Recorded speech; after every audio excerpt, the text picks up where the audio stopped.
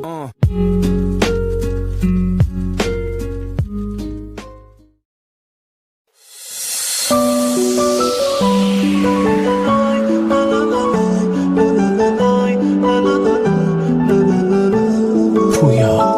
بیاتی،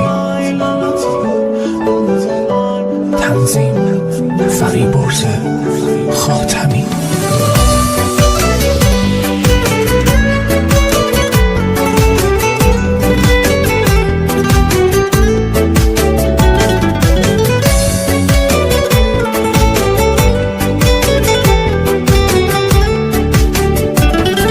منو ببر به سمت خواب و خاطره، چرا میخواد اسمم از یادت بره؟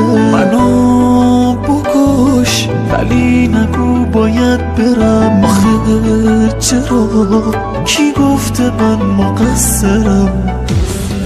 شونتو نمیسپری به خلقم، بمون کنار قلب عاشقم. فقط بذار یه بار دیگه ببینمت، این به وقت من میمونم آنقدر.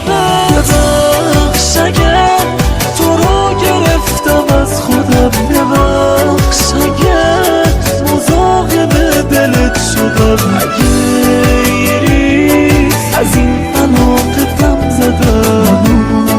ببخش سکوت تو به هم زدم.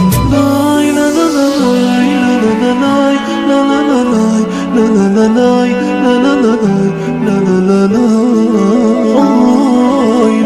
لا لا لا لای لا لا لا لا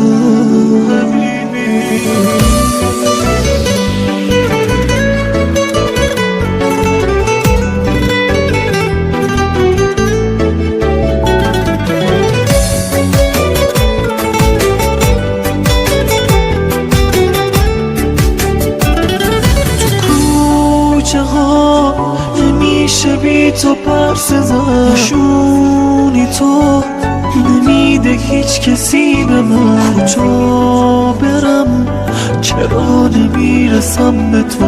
کجایی پس چرا نمیرسی به من؟ شونتو نمیسپری به دقیقم، بمون کنار قلب عاشقم. فقط بذار یه بار دیگه ببینمت، این به وقت من میمونم آنقدر. ببخش اگه تو رو گرفتم از خودم، ببخش اگه مزاحم دلت شدم.